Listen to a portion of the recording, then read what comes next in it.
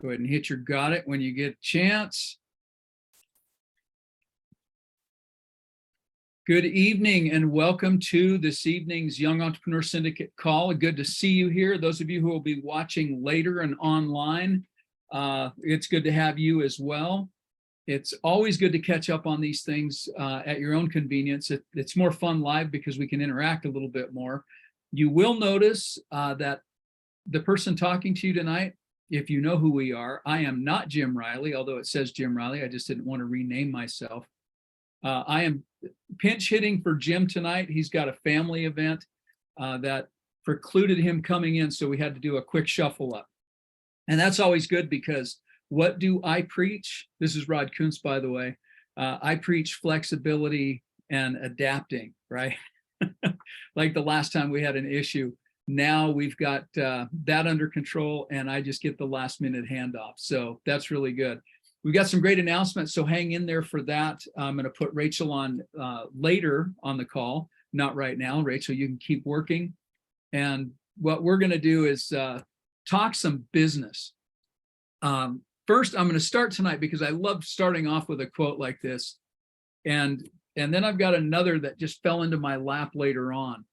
But what it is, it's from John Maxwell. And he says, the waters of entrepreneurship are dangerous and wrought with emotional fatigue and financial dangers. And we always say this is hard, right? Doing what we do is hard. Staying plugged in is difficult. And I've always said, when you start your own business or when you start a new job or jump into a new career, there's always that, what I call IOF. That's an industry term, ignorance on fire, right? You get so excited, it doesn't matter what's happening, you just charge in full speed ahead, and you end up having early success. Usually you don't fall flat right away. Usually that happens later on. That ignorance on fire stage can get you through because you're motivated, you're excited, you're being authentic, and things happen. Magic happens in that zone. The problem is not getting motivated. The problem is staying motivated. And that's why groups like this are important. That's why surrounding yourself with like-minded people who are positive, energetic, and outgoing are important. But that's just the backdrop for what I'm going to talk about tonight, because it all leads into these waters that are wrought with emotional fatigue. That's the first part of it, the motivation. But it's also the financial dangers. And that's what I'm going to address tonight. And I'm going to share with you, I went on a walkthrough on a business consult for an organization. And it's a retail and some other stuff. And during that walkthrough, and part of it was the person who purchased the building, purchased it, the business purchased the building and the inventory. And they bought a lot of dated inventory, and they just bought whatever was there, and it was a cash price offer, but they didn't spend a lot of time looking at it. Well, my background is in retail, and I look at things carefully like that. I look at the merchandising, I look at the inventory and how much and how it's displayed, and does it fit with what they're trying to do. And there were several things on this, just a quick walkthrough of this business. There was dated inventory, there was dead inventory, there was dusty inventory. And it was obviously that whoever made these purchases bought the wrong merchandise for the market, or the right merchandise for the wrong market. You know, it's something went awry here. And they purchased way too much inventory, way too much of the wrong inventory. It just got worse, right?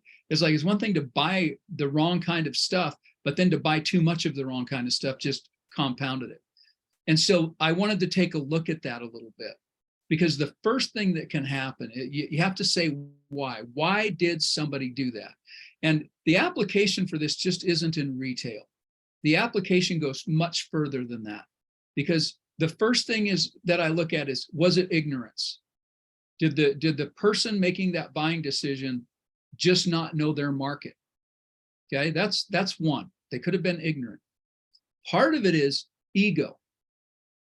Salesman comes in, pitches all this good stuff, and you don't want to say, well, we're just starting off. That seems like it's a little aggressive for our approach. So the ego gets in the way. And so rather than say no, or we'll evaluate, or we'll think about it, they just jump in and they want to look like they're posturing, right? So now all of a sudden you've got all this bad inventory, a bad buying decision. So ignorance is one, ego is another, and the other one's just arrogance. I've got enough money, I don't care. Doesn't matter to me. I'll buy it and I'll sell it. And if it doesn't sell, I'll deal with that down the road. So you've got three big factors there. But underneath that, and this is where the financial dangerous waters in entrepreneurship is behind all of that, underneath all of that are salesmen. There is no question that a salesman came into that facility, into that business, and sold them the inventory. They didn't just go out and buy it. They were sold that inventory. And it reminds me, I don't know how many of you have followed Grant Cardone. Grant Cardone, great guru when it comes to salesmen. He's the undercover billionaire where he's dropped off in a strange city, no contacts, no phone, $100, here you go. What are you going to do? And he turns it into like $5 million in a month. I don't know what the time frame was, but it's crazy. He's got a book called Sell or Be Sold. And so my message tonight is just that. If you're not selling, you're being sold.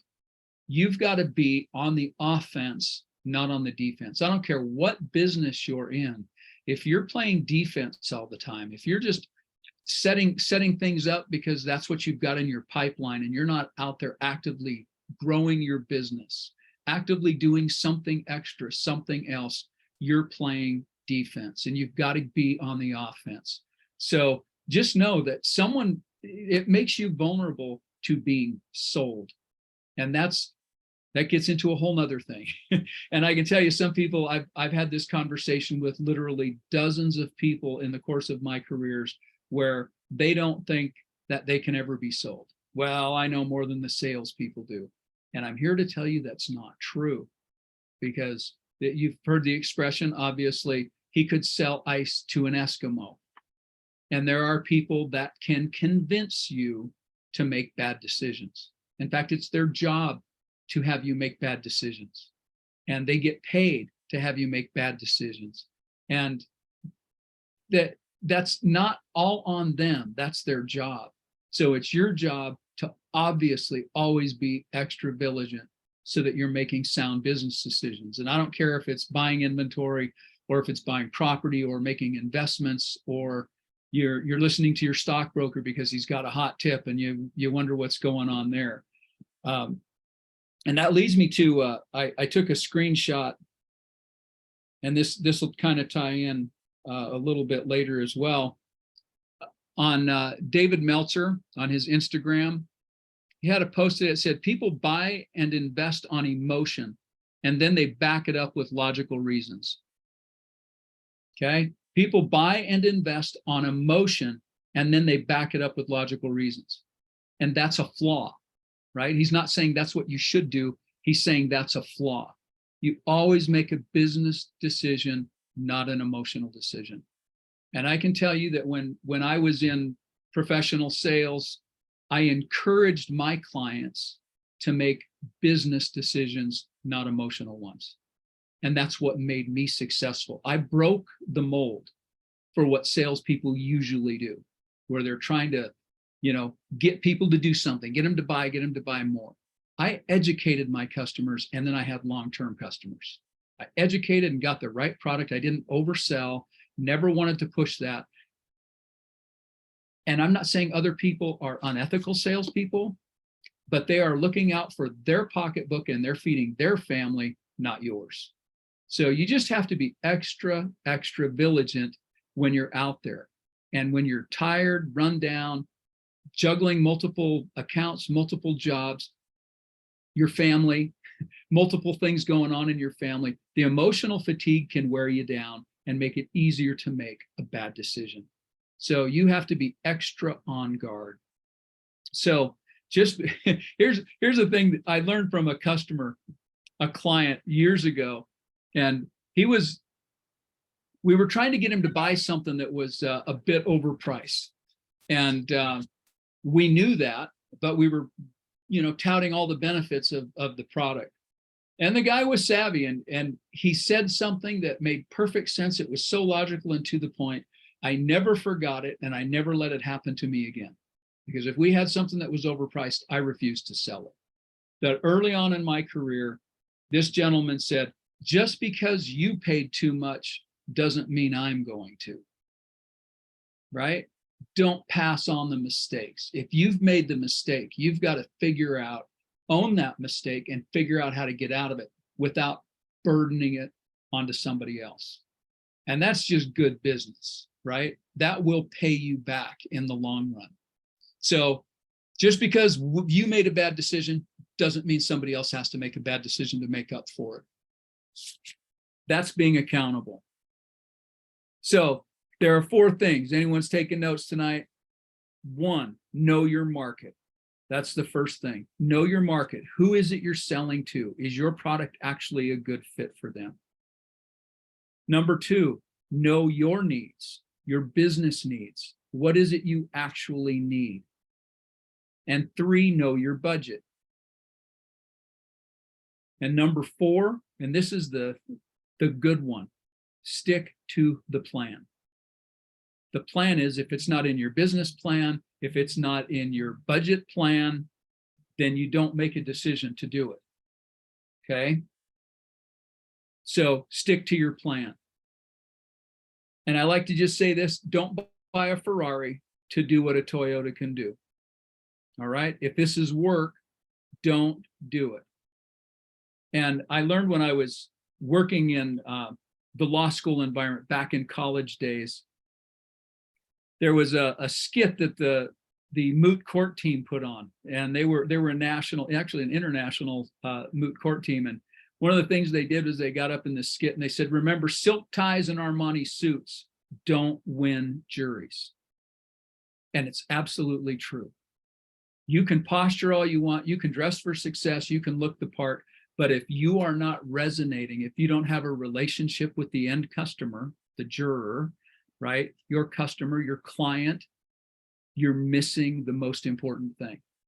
You're not going to impress them with all the extra stuff. So first thing here is make a business decision, not an emotional decision. And then when you're making purchases for your business or even for your personal use, buy to address the problem that you're trying to solve, right? Whether it's a new computer, lighting systems, whatever, buy to address, not to impress. All right, that's just good sound advice. If you can afford it, and I bring this up because we've had, and I'm kind of sad, a couple of people who have mentioned this before about bootstrapping, wanting to know more about how to, grow their business, but when do you bring in investors? When do you bring in partners? When do you know when to do that? And our advice is always bootstrap as long as you can, because that gives you that full control. You're lean, you're mean, and you can be aggressive. So if you're doing that, okay, buying to address the issues, not to impress. One day down the road, you can buy to impress if that's what you want to do, but not until you're solvent, not until you get to where your business plan says you can start taking that money out. You can start doling it out, and then you spend it any way you want, right? And I've mentioned before, my wife and I, with our personal budget, we have a frivolous account, right? We budget for frivolity. If you want to just go do something that's just, hey, I need a new firearm, right? And you can never have enough of those. Or I want something else. I need whatever it is. You want a top shelf labeled liquor on your cabinet. I don't care what it is. If it's just totally frivolous, budget for it, right? That's still business. You can make this work and still have fun. You don't have to make this a drudgery. Business should be fun. So the other thing I wanted to talk about tonight is, and this is another good bullet point, there's a distinction I want to make. Gut instincts are not emotional decisions. There's a difference. Following your gut and following your emotion are two different things. And you need to practice this. This is one of those things that the more you practice listening to your gut, the better you get at listening to it. You will develop a knack for knowing what the universe is telling you inside, not just in your head, but just there's that knowing. And if any of you have not read Blink, B-L-I-N-K by Malcolm Gladwell, I encourage you to put it on your reading list. If you're an audiobook fan, download it. It's number 56 on our Young Entrepreneur Syndicate website in our recommended books. It is a phenomenal read. It will, if you're not familiar with it, it'll open your eyes to what that gut feeling, that gut instinct is. You know, whether it used to be called women's intuition, we all have it. We all have intuition. You have a knowing. So learning how to be in touch with that is critical, and you have to practice that skill. So watch and learn from your competitors. See what works and doesn't work for them, and consult with other people, right, before making decisions. There's no shame in that. That's why when we say call us up if you just want to bounce ideas off of us, we are serious about that. And I know several of you, even on the call tonight, and I know some who aren't on the call, we've spent a great deal of time on the phone working you through different issues. And it makes a huge difference. And it doesn't mean you just have to consult with one person. I'm going to use Taylor Claridge as an example. She's not on the call tonight when she watches this, because she does afterwards. I'm calling her out. She called me up and consulted. She was getting ready to pitch a follow-up pitch, actually, with a wholesale account with her new product line, right? Her concealed carry clutches. And she had some questions about how to handle the billing and setup and all that kind of stuff. And she asked me first, and I went through. I actually spent a good deal of time saying, this is the industry standard. This is what you should ask for. Don't put more out there than that, right? You don't give the whole farm away trying to get this client. And she also consulted with Jim, and Jim and I had this conversation just this evening. He said, I love it so much. He said, because I talked to Taylor, and he said, your advice to her was the exact same advice that I gave her, right? But it's nice. You know, you're getting it right when you bounce it off of other people. It's that second opinion, a third opinion, you know. Now, here's the rub. Don't get yourself into a paralysis situation by, well, I can't make a decision until I do more research. You have to get yourself to a point where you're not. Some people's research is actually procrastination. That's as simply as I can put it. Some people are research hounds, researchaholics, and they can't make a decision because there's always one more thing to look into. And at some point, you have to give that up. You have to be able to make a decision and live with it. So do your homework, do your research, but then make a decision. And then the second thing is, and I'm getting back to the retail store again now. Once you've realized that, you've got important decisions to make if you've made bad decisions. Sometimes you got to cut off the dead inventory. One of the things I said was, the first thing these people need to do is buy a feather duster, just so that the stuff doesn't look like it's been sitting there as long as it had, right? Clean it up a little bit, freshen it up, move it around, do something different. But ultimately, sometimes you got to do the hard work and prune, and that's cutting the stuff off. Donate it. Take the loss. Take the tax deduction for donating to a charity and get it out of there. And so many people, I see this all the time, they're scrambling for storage space, or they want new, bigger, larger retail space, bigger office space, when all they really need to do is manage the space that they already have. It can be put to such bad use or better use if they just rearranged or reconfigured. And again, there are people who specialize in going in and helping you figure out the maximum utilization of your square footage, especially in retail. And that is again a tip for anybody, anywhere, in any business. You know, cut the old stuff out, get rid of it, and move on, because that clutter will drag you down. Whatever the clutter is in your office, whatever the clutter is in your life, and believe it or not, you can't tell but I've got files and boxes from some things I have to keep for legal reasons, for X amount of years, not just taxes. But I did a major purge. It was an incredible purge in my own office just a couple of weeks ago. So there's always more you can do to clean up and make that one of your priorities. And I do need help tonight from everyone. That's kind of going to be my wrap up there. I have a dirty story I'm going to tell that is going to take me less than 3 minutes. But then I need some help with another matter. And if anyone's got any advice on it, I'm going to throw it out on the Y.E.S website as well. And then I'll turn it over to Rachel. But I have a 3-minute dirty story I want to share with you all, right? All right. Do I have your Rachel smiling? At least I can see your face, and I got a thumbs up here. We're going to do a dirty story. So the dirty story is I was 10 years old. Ooh, right.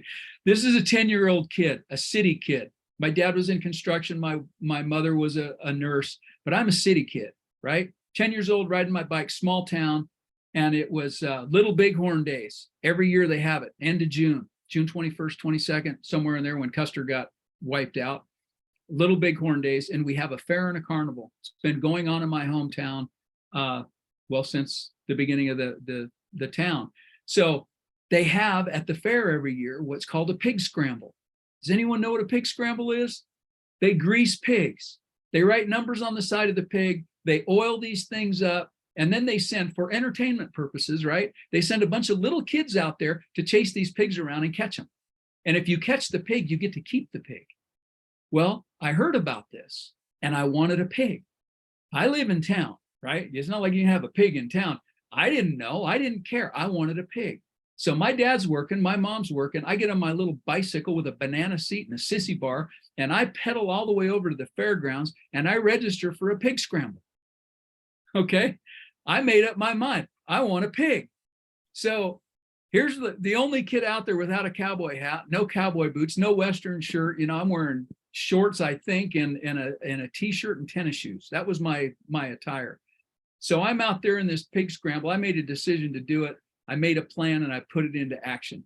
Registered for the pig scramble, and I got a pig. I caught this little. I was wrestling pigs. I was dirty. I was muddy. These pigs are all over the place. A couple of them had gotten away. I finally grabbed the back legs of one. The back legs right down by the bottom were dry from running around in the sawdust and all that stuff. And once I figured that out, I grabbed 2 back legs and I'm dragging this little squealing, oinking, squirming pig, not happy, over to the chute where the judges are, where I could get my, they take my name and the number of the pig, and it's my pig, right? And as I'm dragging it over, this pig empties its bowels all over me. I mean, we're talking jettison, not just, I don't know if you've ever seen hog crap, but I'm telling you, it's not. I told you this is a dirty story. It's everywhere. And it's like masses. And I'm from head to my waist with liquid pig debris. And it's awful, but I did not let go. I drug that sucker over to the judges, and they wrote my name down, and they were laughing, and the audience got their money's worth that day. I promise you that. But I got a pig, right? I got my pig. And then I went home and I was so proud when my parents came home. I showered off with a hose in the backyard first. And I was so happy and so proud. And my dad was so mad. What are we going to do with a pig? Right? So I made a decision. I understood that, I talked about this back in January, mud. You got to get muddy if you want to be successful. Right? Dirty is where the change happens. You got to get dirty to get ahead, and you got to get in the mud to find success. Well, I did, and I got my pig, and my dad had to go find a farmer who would raise that pig. And by the time we were done paying for the feed and the vet bills, the worming, and all the other stuff, I think we got 2 packages of bacon out of it or something like that by the time it was all done. But by golly, I did it anyway. Right? So that's getting in the mud. Make a decision, understand you're going to have opposition. You're going to have all kinds of stuff coming against you. Do it anyway. Do it anyway. So that's my 3-minute pig story, right? And the person I was at 10 years old, making that decision to go get what I wanted and put up with the crap, literally, to get it home and then deal with it, is the same person that's talking to you today. It's the same thing. Those values are in there, and go to the little girl, the little boy that's inside of you that took those risks, that wasn't going to be stopped by anything, because we are going to get dirty. We're going to get muddy, and it's going to get messy. And I just hope you don't have to put up with the same kind of crap I did, because now when I hear people say, well, shit's going to hit the fan, believe me, I know what that looks like. I know what that smells like. I probably know what it tastes like, but you don't want to go down the same road I did. Just get in there and get it done. So that's my pig story. And now I'm going to turn it over to Rachel. And sorry, was that a dirty enough story? I don't know what to do with this. I'm listening to this, and all I keep thinking about is that movie Back to the Future, where the car slams sideways and the manure falls in his freshly washed car. It's like, I hate manure. It happens in every movie. So yeah, that was good.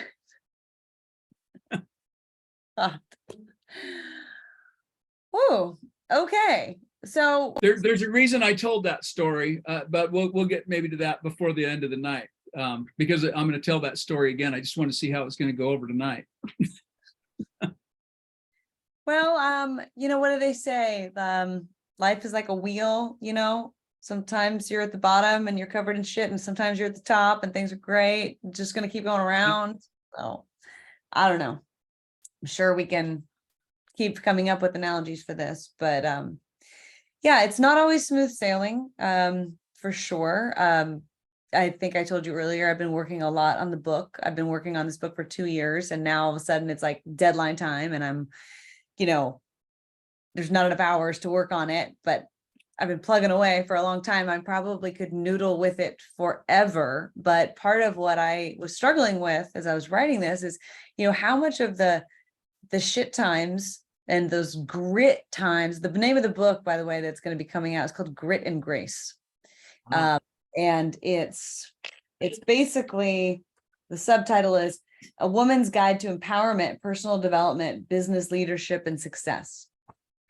So, how much of the grit, part do you put in? And I had somebody read it the other day, and they were like, I'm not seeing any of the grace. I'm just seeing the grit. Maybe you focus too much on that part. So, I think we can all learn from those lessons and moments of challenge. So, I think there's a lot to come from those. And sometimes there's not as much to talk about with the easy wins. The stories aren't as great when the struggle wasn't as intense. Right. Well, I'll tell you, I hadn't thought of this story for decades. And literally there was a carnival in town, a pop-up carnival, and it's fair season coming up. So they've canceled our health board meetings and stuff with the county for this next month coming up, August.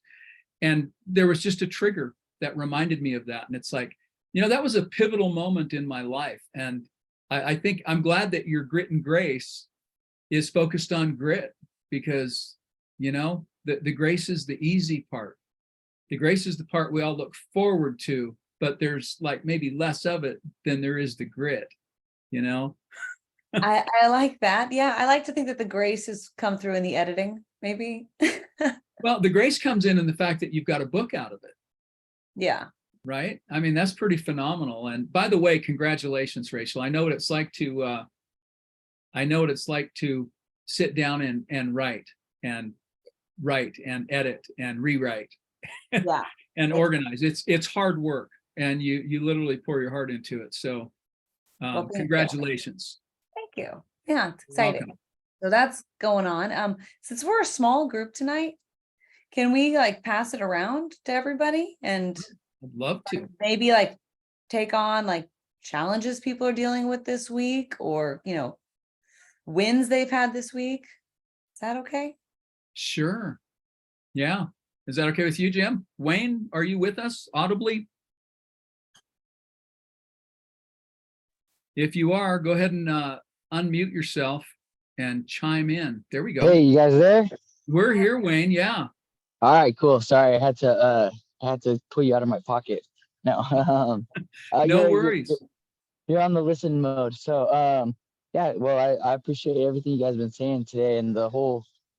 I was listening to Rachel about the grit and how like you feel like mostly all you do is just grind, grind, grind, and then you're like, wow, I got that one little win off of, you know, those 3 weeks of grinding. You got that one day to kind of shine, you know. Mhm. But I really feel like how hard you worked for it does really, kind of make that win that much better. So I don't know. So Guess what that's are your wins for last week, or what are you gritting through this week?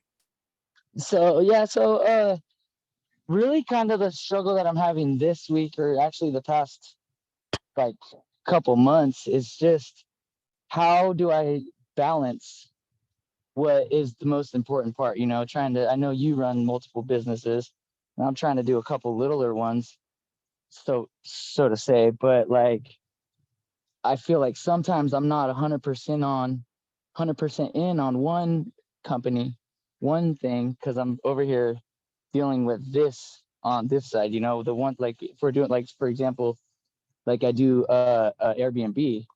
Well, the one Airbnb is kind of taking a hit right now because I don't have the time to drive 2 hours down there to go work on it. So then I had to pay a bunch of more money to pay somebody else to do it because I was up here cleaning pools, for say. And so like it just kind of just trying to balance that. And then along with the whole family and vacations and doing the fun stuff too as well,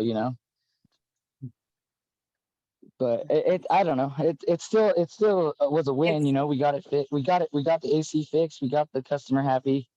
We got everybody in. Everybody good. But by having another business, it ended up costing me an extra couple thousand to pay somebody to get it done right away instead of going down there and doing it myself. So yeah. that was just one of the struggles I had. I mean, we all got it figured out, and at the end of the day, it's just money, and it's all worked out. So, but it was just, it was exciting.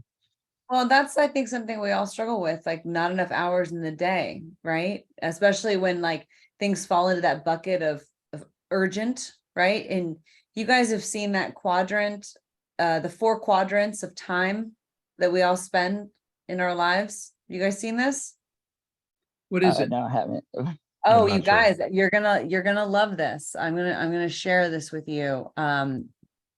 So I learned this a very long time ago, and I am happy to share it with you. It basically says that all of our time for the day falls into one of 4 quadrants. Okay. And with that in mind, here is a beautiful little visual of that. I'm going to blow it up here, kind of big for everybody. And I'm going to share my screen and you will all see it. So this is the 4 quadrants of time. You're either in the important, non-urgent, which is the sweet spot where you want to spend time. This is like strategy, relationship building, training and planning. And that's the quadrant that most of us don't get to as often as we should. Conversely, we spend most of our time in the urgent, important, like what you were talking about right now, deadlines, last minute items, emergencies, that takes up a lot of our time. Then the not urgent, not important, this is time wasters, mindless social media scrolling for hours, binge watching shows, right? Or then you've got things that are urgent to some people, but not really important to you. This is like your sister or brother calls you to like gossip about family members, or like, that your kid keeps interrupting you, because they need a toy or whatever, right? Like, so your time gets like quickly divided throughout the day, and it's not always about time management. It's just about being like, okay, where does this fit? How am I going to handle it? And sometimes it sounds like you were having a perfect storm of a bunch of urgent and important things all happen together. And that is like, that's rough for anybody. So just Yeah, darn part it. of it though, it's just kind of how it goes, just got to handle it. But it Yep. still was just that at that one day, it was like, oh, all right, we got to get this all figured out. And, we got it. And the urgency goes away. You realize that it's not like that urgent, and it's all going to work out. You just got to do it. Yeah. So, but yeah, no, And it sucked. that was what, yeah, it did. It sucked because it wasn't as bad as I thought it was going to be. But at first they're like, yeah, it's going to be $6,000. And I'm like, $6,000. And then, did a little bit more research and he ended up fixing it for like $3,000. But still, I know we could have went down there and got it fixed for probably under 1,000. So, but it was urgent and we had to. I didn't make $1,000 doing what I was doing, or the $2,000 difference. Yeah. But the fact of the matter is that I had to have something done up here, and I couldn't get down there to do it. So. Yep. But other than that, everything's been going good this week. Just still out here working today. Well, enjoy the grind. And sorry you had to go through that, Wayne. That those are those moments that sometimes there's just no easy way through it, but it'll make for a good story, and you can teach someone else. You'll get through Right. it, you'll get over it. In 5 years, you won't even remember it. Rachel's got to go. Right, Jim, how about you? exactly. What's going on in your life these days? So interestingly, Rod, if you think back to some of the early conversations we had, I think I told you the comment before, I'm not a sales guy. And now that I'm in this new role, about 4 to 5 weeks ago, we were having like a community meeting with some of our consultants placed at a client, and they had a slide in the deck to talk to them about business leads. And they said, well, we don't like this slide. Can we come up with something new? Jim, can you fill this in? And I was like, sure.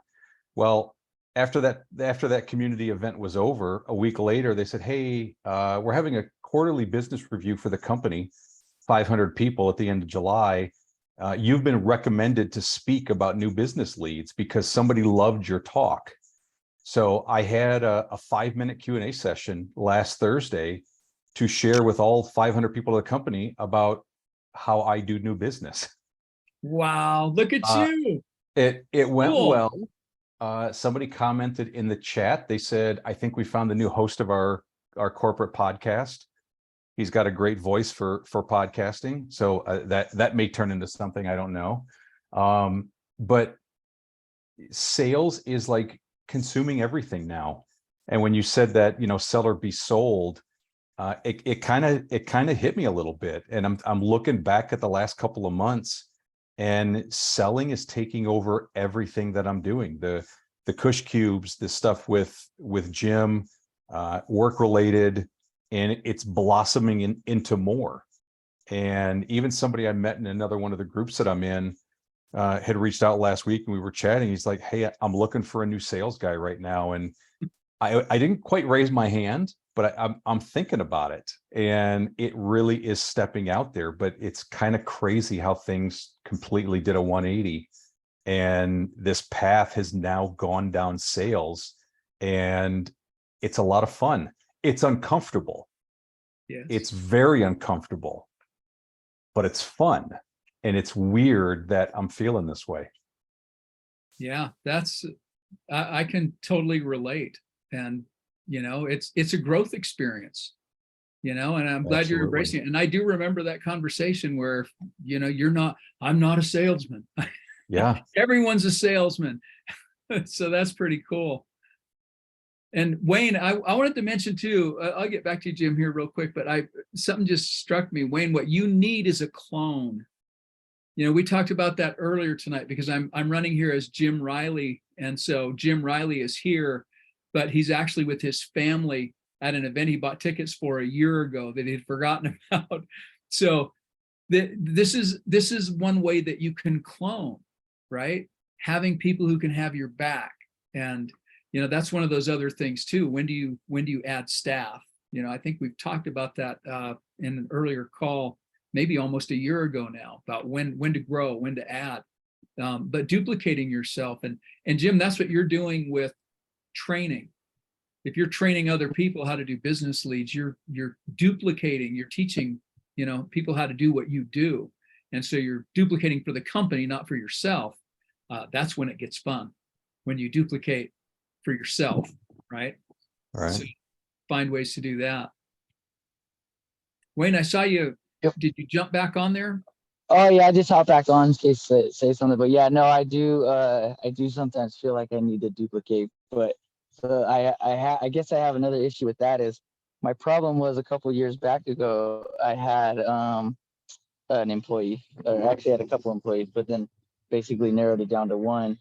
And it was really nice having him, but it was almost like a babysitter, you know. Oh, And then it got, you know, and it got to the point where it just wasn't working out, and then we had to part ways.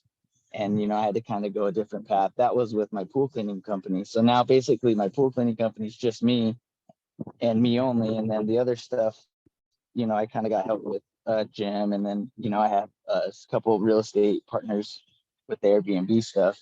So, but yeah, I do need to know how to like hire correctly, I guess you would say, and at the right price and at the right way of doing it as well. yeah,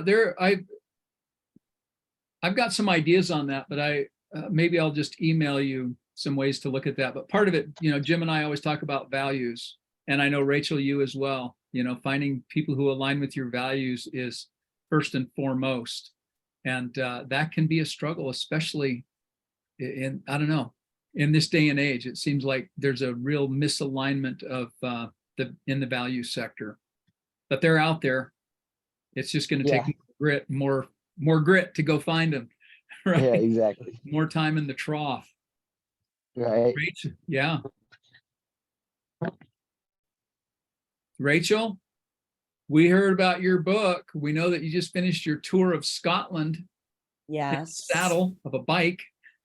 Yep. Bike, eat, drink, sleep, repeat. Pretty much. That's how that one went. It looked fun. Yeah, it was great. So can we talk about what's coming up next? Yes. Let's talk about what's coming up next. So if you guys have been on the back end of the community, you may have seen this, but I'm going to screen share and show this to everybody tonight and talk about what is going on here. So we are getting ready to host our first ever Young Entrepreneur Syndicate event. This is going to be called Transitional Leadership, and I'm really excited. First of all, we're having it at Chapman University. So this is going to be in Orange County, which is exciting to have it here in our own backyard, and to be partnered with a prestigious university like Chapman is amazing. And then we have Robert Greene, and I'm a big Robert Greene fan. Robert Greene is a best-selling author, and you have to see this. Okay, hang on. You're gonna love it. It's worth the wait. Okay. Okay, you guys, I'm a big fan. Okay, he wrote the book Seduction. Okay, these books are giant, like textbook books. They're all signed and dedicated. He wrote the 48 Laws of Power, The Laws of Human Nature, Daily Laws, War, Mastery. The only one I don't have is the one that he wrote with 50 Cent, which is his most recent. And we met on a plane and like struck up a friendship, and he is delighted to come and be here for the Young Entrepreneur Syndicate, do a Q&A. This is going to be an intimate evening. You know, we're not letting more than 100 people into this thing, so it's a big deal. He's doing an event with Ryan Holiday in September. He's doing two actually that are like to thousands of people. And so the fact that we get him all to ourselves for an evening is like amazing. So he's a great thinker and leader of our time. So he'll be there. All right. Then I also am a big fan of David Meltzer, who is phenomenal. His show, Office Hours, season 4 just launched on Apple TV. And he's got like an amazing lineup of people on this season. He's got Grant Cardone, he's got Alex Hermosi, he's got oh God, Ja Rule. I mean, he had this giant billboard in Times Square like a week ago. And all of these like phenomenal people. David is longtime friend of mine and of Jim's, and it's like he lives in Orange County, and so the fact that he's going to be there is spectacular. He's going to be doing a full keynote plus a 20-minute Q&A just with him. So that's another opportunity to get some like intimate FaceTime with these people. Jim is going to be there, and he might speak or do a Q&A or a panel or something. I'm going to be there, and hopefully my book will be there in time, fingers crossed. Rod is going to be sending in a special video message for those who don't know. Rod can't be there, but he's going to be there with us in spirit. And what else am I missing? What haven't I said about this event? It's going to be Get your tickets, number oh one. yes, And send people, anybody you know, send them to this sign up page so that they can lock in before it's sold out. yes. Because we're not letting in more than 100 people, it definitely will sell out. So yeah, get your tickets now while you can. We're going to start promoting this. The press release and the ads and everything are going to start running, tomorrow. So you guys are still getting an early access to this, which is what we try to do with our members so that you guys know what's coming before everybody else does. And, this is a big deal. So if you're looking for an excuse to come to California and hang out, this is the sign you've been waiting for, to come out and join us. So I'm very enthused. Yes. And the rest of you, you're going to see on Instagram and Facebook and LinkedIn and all that stuff, you're going to start seeing these promos going out. So please forward them to your people. Let's just get the word out there. Even if it sells out by the time we get to the next one, right? It's just, we can get bigger and bigger. We're limited by seating capacity at this, but the venue is terrific at Chapman. So this is just all top notch. And I have to say, Rachel, hats off to you with the Chapman connection and stuff. When we talk about having the resident marketing guru, we're talking about first class all the way. And this is pretty phenomenal. And I look forward to it. Now, next Monday, I think that's enough about that. Push it, send it out, and let's get another event. We were actually talking timelines for the second event and possible locations in the future for number 2. So it's all exciting. I don't know as I will be on next Monday. I may or may not be. Depends on how it goes. I've been sort of vague online. Those of you who follow me on Instagram and stuff, but I had an event in April that kind of slowed me down a little bit, and it took the doctors 3 months to finally do the right test to figure out that I need heart surgery, and they were going to do it last Monday, and I said no, I need a little bit more time to get my stuff in order. So there's a lot to this. Maybe this is a wake-up call for all of you too, especially with families. You never know what's knocking on your door, especially when you can't see what's inside.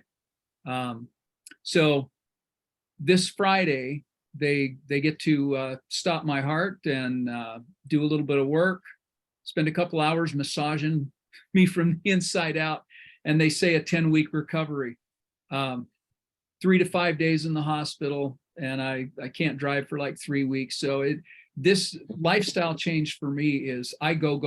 I don't stop. And the hardest part for me is going to be stopping, right? And changing gears. But I do plan on continuing on. I actually have another event that I had to go. It was in Orlando with the Maxwell leadership. I was going to be in Orlando 2 weeks from now.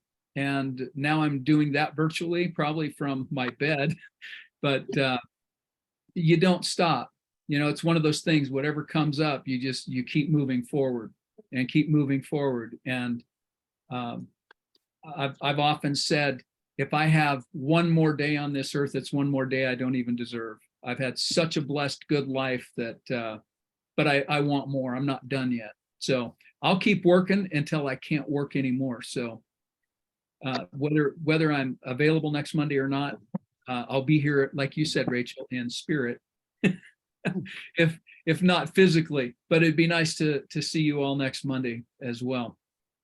So that's what's going on in my life. But business goes on, life goes on, family goes on, and you just deal with it.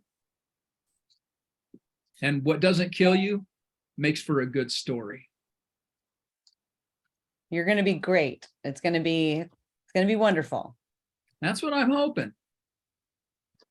That's what I'm hoping. Yeah, it's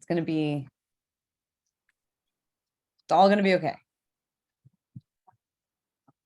You got I'll this. accept that. I'll accept that.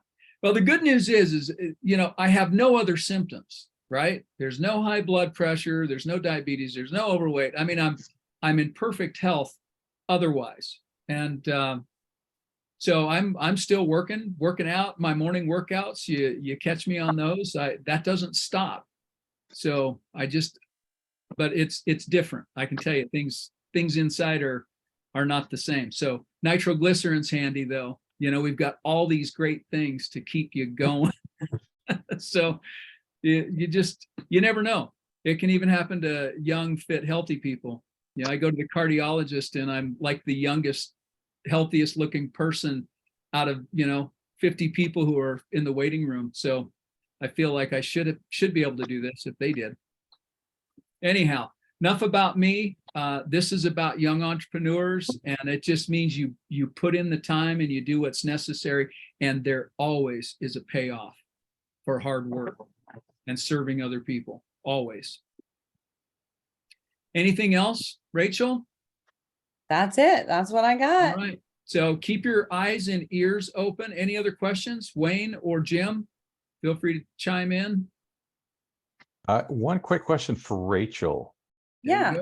Back to, I don't know if it was a week ago or 2 weeks ago, I had asked about email lists and there was a lot of concern around blasting and whatnot. Yeah. If I am not blasting and I'm sending direct emails, is there still a concern? Do I have to get approval? Can I email direct and say, hey, I'm representing so-and-so and I'm reaching out for A, B, and C? Is it treated the same as blasting? That's a great question. It depends if the person is going to report you as spam, even if it's just one-on-one. I mean, like, you ever notice in your inbox, you can like report it? Yeah. So are you sending it personally or are you sending it through a service? It would be personally. If you're sending it personally, then you're not going to get blocked because you're sending like one at a time or two Right. or three. It won't let you send like more than like, I don't know, 20 or 50 or something. Like it cuts you off. So I think you'd be fine. Okay. But yeah, email can be tricky. I love using Klaviyo and MailChimp and Constant Contact and all those things. It's just, you got to get people's permission and you got to get open rates up. Start with a Okay. small, steady list that you can count on and then grow. All right. That helps. Oh, you got it. All right, you guys, this was fun. Charge forward. All right. It's Thanks, been great, guys. Rod, we guys. wish you the best. We Thank you. I expect to see you appreciate it. back in a week. Yes, All right. that's my Have a goal. great day, guys. All right, Love take the it. Bye now. book. Love the book collection, Rachel. Bye. Wayne, hang in there. It's going to get better from here on out. Bye-bye. Bye, all.